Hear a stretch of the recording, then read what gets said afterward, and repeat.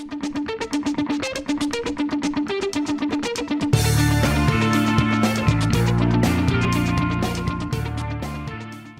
and welcome to Digital Stratosphere, the podcast that provides independent and technology agnostic advice to help organizations through their digital transformation journeys. My name is Kyler Cheatham. I'm your host today. And for the spirit of the holidays, in today's episode, we are going to talk about specifically how small to medium-sized businesses can optimize their operations for this holiday season. Joining me for the conversation today is Dave Beldyk, Senior Manager here at Third Stage Consulting Group. Welcome, Dave. Hi, Kyler. And happy holidays to you and yours. Thank you. Thank you. Appreciate that. You too. You look like you got your holiday earrings on today. I know, right? I went with, for those who are listening on our audio platforms, I went with big, chunky gold holiday earrings today. I felt like, just getting festive. So excellent. Well, thank you so much for joining us today. I think this is such an important topic just because a lot of times we've talked about the supply chain and just overall challenges for kind of larger industries and what their experience might be, or that they have the ability to maybe put a lot of capital behind labor shortages or operation optimizations or technology. So we wanted to focus today specifically on our small to medium business community and kind of help them through a really tough time to be a small business right now. So if you don't mind, would you just give us a quick introduction and kind of take us through the work you do at Third Stage? Yeah, so at Third Stage, I mean, in general, we help companies that are trying to make decisions about like implementing ERP and digital transformation, and so a lot of what we do is just kind of provide guidance and support. We act as a sounding board many times. I think a lot of it has to do with we've got that independent view, so we don't have any skin in the game in terms of we don't get kickbacks and stuff like that. So when people want to know, what's the best software for me or what's the best system integrator or whatever, we can give a pretty honest answer because we don't, like I said, we don't have any kind of kickbacks or anything. So our whole interest is in trying to give whatever's the right fit for your particular situation. So that's what we do. We try to use our experience and knowledge to guide them in the right direction, and all we're really trying to do is help them be as successful as they can be. And that's our whole pitch in this arena here. Really, is just to kind of be as forthright and helpful and honest as we can be. Absolutely. And you yourself are kind of an operations specialist. Is that right?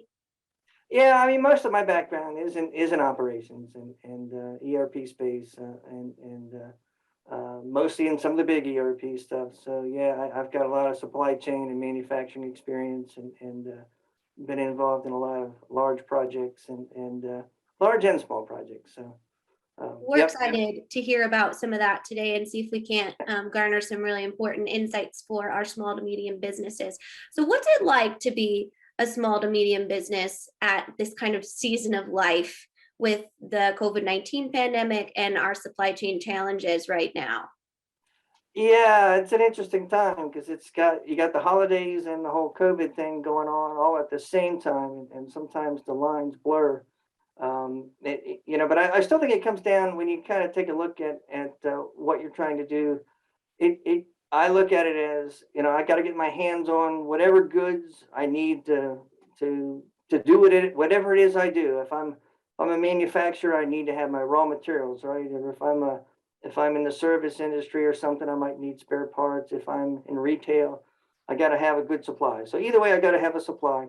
Then I've got to be able to have my employees that I can do, that I can, again, do whatever it is that I do. If I manufacture, then I make the stuff, and if I'm a retailer, then I'm putting it on the shelves and trying to sell it, and then it comes down to distribution. So it's kind of that, how do I get my hands on my supplies? How do I process the stuff, and how do I get it to the end customer? Those are the three things I kind of think about. And if you kind of look at what's happened over the past year, and as we come into the holiday crunch time, some of the things that you face is, you've got that like at Christmas time in general. I forget about COVID and all that stuff. In general, people want their stuff at Christmas, right? Yeah. So A day after Christmas is not good, right? So they really are dying to get their hands on their stuff when they want it. And so you've got some industries that are kind of dealing with that, and then there's the other industries that are like the last thing in the world anyone wants to do. Like if somebody were doing a renovation or something like that and they wanted to get it done before Christmas, that would be great. But they do not want their house tore up during Christmas, right? Sure. So you got some of those that are like that too, that are like they know right in the heart of the season they're going to be completely dead, while other ones are going to be going frantic and crazy. So kind of knowing where you are in that space and kind of having your employees understand what's going to be expected of them, and then is kind of the big deal there. Yeah, definitely. So sometimes in small businesses specifically, someone can wear a lot of hats, and there might not be a specialized IT team or an operations team or those types of things. So when you're talking about kind of understanding that ebb and flow in your demand or your overall servicing schedule, how do you best understand that when that might not be kind of your bread and butter that you do every day? Yeah, I think, it does come down, if you've done this before, like if you've got a history, if this is not your first year in business, Mhm. if it is your first year in business, God bless you, you've got a Good challenging luck. year to do that. Yeah. Yeah, yeah, good luck, right? But there's always opportunities out there whenever things are going bad in one direction. It creates opportunities. The old one door closes, another door open kind of thing goes on. So being mindful of that and looking for the opportunities, I think is one of the things that I think some of the small and mid-sized businesses have can be a little bit more aggressive in that, and a little bit more responsive, and able to turn on the dime a little bit better than some of the big guys. So I think it's got to be kind of open to that. Um, I don't know. There's just sorry, I lost my train of thought No there. worries. Yeah, no worries. Ask me your question again. Yeah, so we're talking about how do small business owners best understand their operations? Because I think a lot of times that can be the key, right, to optimizing them is actually understanding where are the areas in which you can, influence where you get raw materials or those types of things. And then I'll kind of dip into the supply chain after that. Okay. Okay. Yeah. So I think in trying to understand, where you are, it does help to understand where you're vulnerable, right? So Mhm. what is your core business? What is it you're trying to do? And then what is going on around the world? And there's a lot going on around the world. Mhm. How can that impact you? And really being honest about that. So obviously, if you've been, if you're one of those that has the good fortune to be having local supply, Mhm. that's going to play very nice this time of year. It used to be you kind of had to rely on the old patriotic view of, you're a local supplier, Mhm. think America, whatever. That is the kind of thing that kind of pulls at the heartstrings of some people, and you had to rely on that in years past. Now it's like, wow, you know what? That means if I know that you're being supplied locally, I have more confidence in you Mhm. that you're actually going to get your stuff, and probably in a better place to deliver to me. So I think it's going to be more likely that I'm going to lean toward you because I feel confident you're going to deliver.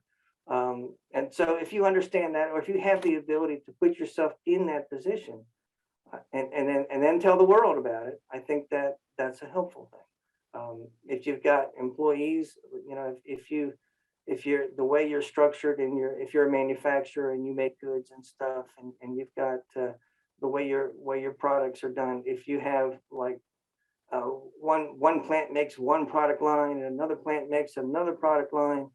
um, we've seen these situations where you hear of an outbreak of COVID or whatever, and it shuts the whole plant down. Right. Well, if you got one whole product line is made only at this plant, and you shut that plant down, that product line is vulnerable.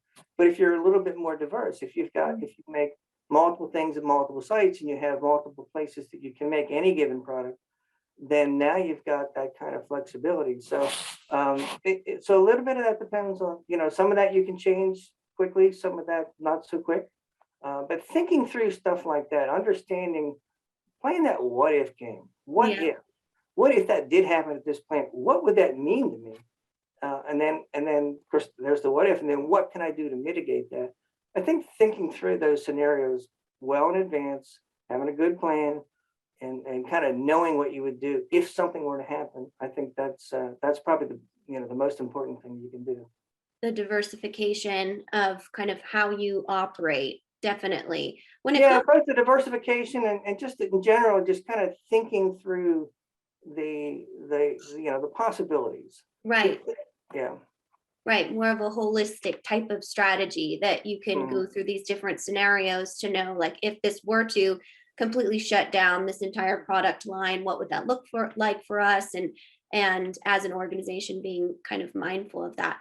What about the things that you can't control? So say you are a retailer that's getting a specific raw material from a specific supplier that is really struggling to get you that raw material, knowing that a lot of small to medium businesses, they don't have a lot of extra capital or funds to go completely kind of make it themselves or redo the entire supply chain. What are some opportunities to kind of look at these challenges and be flexible within your strategy, like you're talking about? Yeah, I think so. Of course, when you come to this time of year, a lot of it has to do with you see a lot of advertising, a lot of steering, trying to steer the market in a certain direction. So I think if you understand where you're strong and where you're well positioned to do well, um, that's that's obviously very important. And knowing where you're weak and vulnerable, I think that's also important. So if you have the ability to kind of steer things in your favor, so to speak, and play on your strengths, and so there's the product mix kind of thing. But then there's also if you have a way to get in the game early. People used to the whole Black Friday thing and trying to have big sales and all that stuff.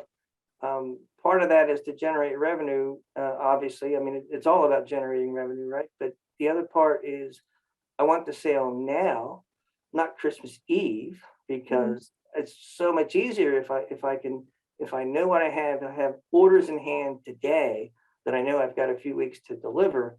That's a whole lot better than trying to get those last minute sales and trying to react on that. So I think this year, probably more than many years past, it's that how do I make that sale happen earlier? And if I can influence that in any way with a sale or whatever, if I can influence that, then that's a good thing for me to do. It helps give me a little bit of reaction time to react, and I think this year in particular, that's going to be a key thing. Yeah, for sure. And what would you say to a small business, maybe a restaurant or anything like that, that's really struggling with labor shortages right now? What are some strategies that they can do to overcome that or kind of work through it? Yeah, no, that's a big one, and I actually happen to live in an area that is a very touristy area, Mhm. and we do rely on restaurants quite a bit, and they're struggling. They really have Mhm. struggled to get good staff, and part of that. So there's a lot of things going on there. Some of it was a COVID related, and then there was I think some of the incentives that were done by the government to pay people who were out of work. They were slow to return to work. So when that happened, it really the restaurants around us anyway. You saw a lot of folks that some of them quite frankly didn't make it, and Yeah. some of them were very very aggressively and very quickly realized that hey. I still got good food to sell. I still got. Mhm. I can still do some pretty heavy takeout stuff, and so you see some of that, and then you've seen people pop up with more outside dining and things like that. So it's thinking about what can you do. There's certain constraints you have from the government or whatever. I mean, just the mindset of folks. There's things that you're going to have to deal with. But if you can come up with a plan to try to deal with the cards you're dealt and play Mhm. that. I think that's the best you can do. But that in the restaurants and stuff, that has been a big thing because so Yeah. much of it, yeah, it's hard because you want to put for restaurants to be successful, it's usually the more people you can pack in a restaurant, the better you can do. Well, that doesn't play so well in COVID. So Yeah, it is, definitely. Yeah. yeah. Our But food and beverage community has certainly taken a hit throughout the last year and a half. And I think there's something to be said, building on what you said, just about customer transparency and the customer journey, and just really saying, we are short staffed. That's what's happening right now. And it might take a few minutes longer for you to get your food, but we still hope that you can have a good experience here with us. So yeah, like you said, kind of just dealing with the cards you're dealt at that time, yeah. and just being honest with your customers, I think goes a long way right now. I think the one thing you have in your favor is that the country as a whole, probably the world as a whole, is Mhm. eager to get out there and get back to normal. Right. So any step that takes them a little closer, it makes them feel a little more like, oh, this feels good to be out and about. If you can do things to kind of help that, you're right. I mean, it's not going to be the same as it was just yet, but the more you can make it feel that way, the more people are willing to accept, some of the inconvenience to get a little bit closer to normal. So there is a market out there. There is definitely a hunger Mhm. to I say a hunger, a little play on words there. A hunger to get out there and eat, right? Are And you hungry, entertain. I am, that's right. No, but I was thinking we're talking about the restaurant industry. Yeah, there is a hunger to get out there back in the restaurants. No pun Absolutely. intended. Excellent. Yeah. Well, Oh, this has been absolutely pun totally intended. Yeah. totally pun intended. Great. Well, we're going to take a quick break. And when Dave and I come back, we're going to dive into how technology can influence small and medium businesses and their overall operations.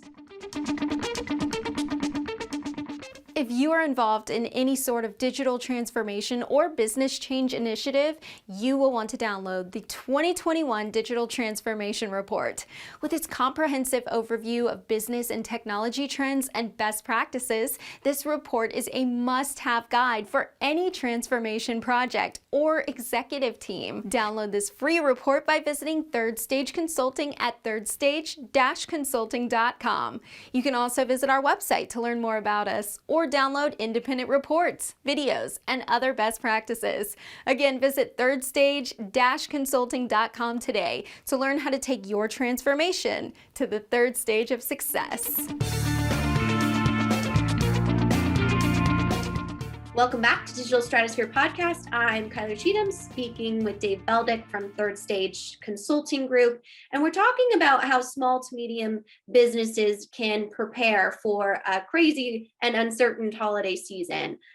So Dave, thank you again for joining us. Let's go ahead and jump back in. We kind of scratched the surface of the current landscape of what it's like to be a small business owner in 2021 December globally. But I'd also like to talk about kind of how technology can help or even hurt in this, in this holiday season. So knowing that you've worked to help implement a lot of different technology or digital transformations within small to medium businesses, what are some of the things that you've seen work during the past year within the pandemic for small businesses when it comes to integrating new technologies into their overall environment? Well, I think when you're trying to plan your business over the year, a lot of folks in years past, there was a lot of reliance on, we this time of year in particular, you get into that whole seasonality thing. You have some history to kind of draw on, and I think you can use that history to give you some good insight. But you also probably, again, this year, probably more so than any other year, you really have to challenge that history and say, is how much of what happened last year or even a year before that is gonna play out this year, or is it, has the game totally changed for me?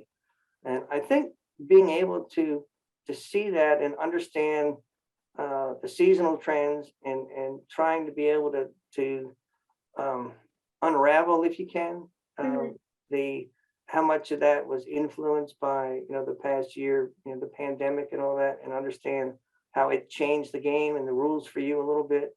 I think if you can kind of differentiate that and kind of see the impact of each independently, I think that puts you in a better position. That is not as easy to do as just looking at historical trends over the last decade. Those that you can have a lot of technology to come into play there. But now when you see those same historical trends and try to apply it to this year, you have to ask yourself, yeah, is it really true this year? And it'll all play out by the end of the season, but your goal is to figure it out now so that you can make the most of it. And that's a little tricky. It's not there's not a magic silver bullet for that one. It does take some good forethought.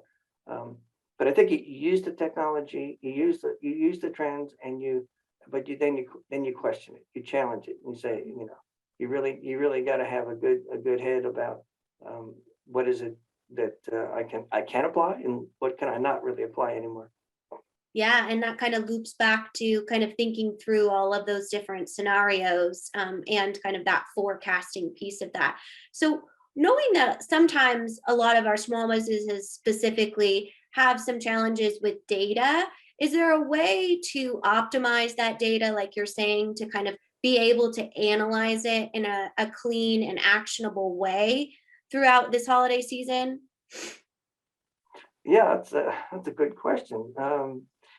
Yeah, so there's always a way, right? But the question is, what is the best way to get at that? And I think having that open dialogue with customers is really important. I think more so now than ever, I feel the need to stay on top of the news and understand the trends. And I'm not one who loves to look at advertising, all that stuff. But this year I pay attention to it because you're starting to see what's hot and what's not. And it's and what things work and who's doing well. So I guess I'm a little more open to the whole social media end of things too, and trying to understand just what people are talking about and what people are doing and what people are not doing. And I think it does differ in different parts of the country. So it's I think you got to kind of keep your eyes and ears open because it's an ever evolving thing.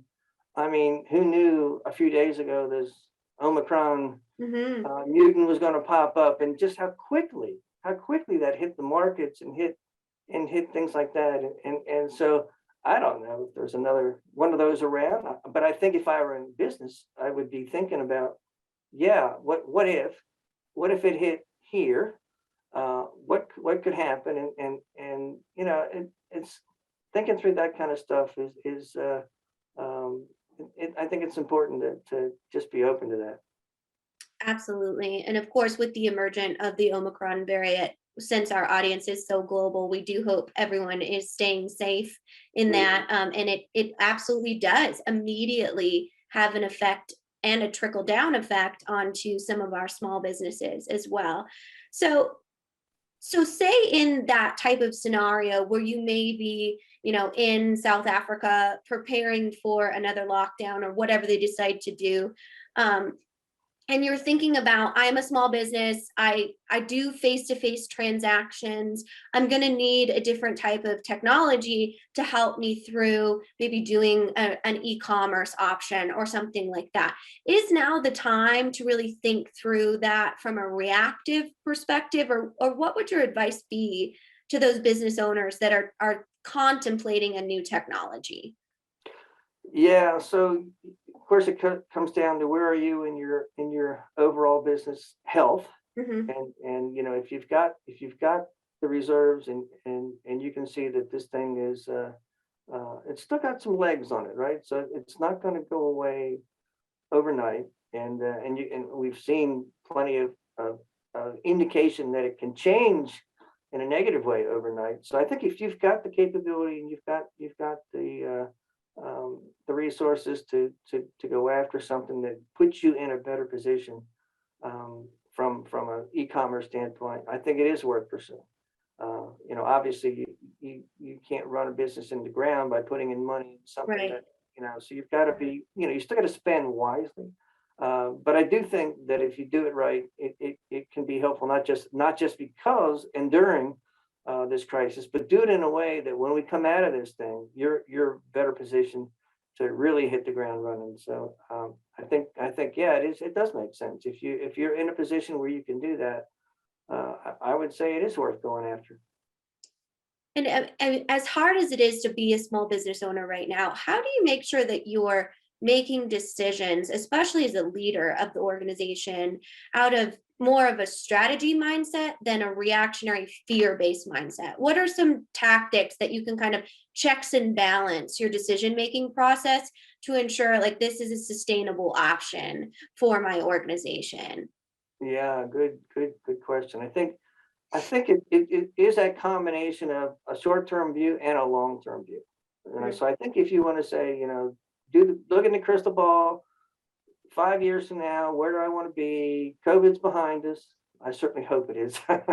But all that, let's hope it's back to normal. Where do I want to be when we're back to normal and life is good and people are returning to normalcy and spending money, and what do I want to be? So what do I want to be when I grow up? Kind of question. And then say, okay, now knowing where I want to be, what are the things that I need to put in place to help get me there, and two, what are the things that can help me immediately now? I think that helps balance the short-term need and the long-term vision. Just go with the end in mind, but do things now that'll be most beneficial to you in the short term, but still contribute to the long-term plan. That's kind of how I look at it. That is very well said, and a perfect place to kind of lead this conversation. Any final thoughts for our SMB community out there as we go through, kind of an uncertain holiday season? Yeah, so we all rely on our employees, right, to do things, and we're gonna, in many cases, we're gonna ask them to do yeoman things during the next month or so. So I think keep your eyes and ears open to what's going on with them, involve them, and this is, if ever there was a time we have to troubleshoot a business, if you will, now's the time. And some of the best resources you have are your employees. So talk. I mean, open it up, talk to them, and let's figure out. If you want them long term, they want long term employment. Let's figure out a way to make it happen. So I think just having that open dialogue and being open and honest with everybody as you go through this is always a good thing, but particularly a good thing at this time of year, because it is so crazy. Excellent advice. That employee company relationship has become really a critical piece to business success and strategy. So definitely a great point there. I will say, if you would like more information on our small business content, please go ahead and head over to our YouTube channel. We have a whole playlist dedicated to just our SMB community. And Dave's contact information will be on our description here. If you have questions for him, he is a wealth of knowledge, obviously, and such a great asset to our third stage team here. So feel free to pop him a note and reach out. But Dave, thank you so much for being here with us today. We're so grateful for your great insights. Thanks, my pleasure. And just a reminder, we do have new episodes every Wednesday and some recordings on Mondays and Fridays. So please subscribe to our Digital Stratosphere podcast. Our sister podcast, Ground Control, is a longer form interview-based podcast. So please check that out as well. And thank you so much. I'm Kyler Cheatham, and we will see you next week.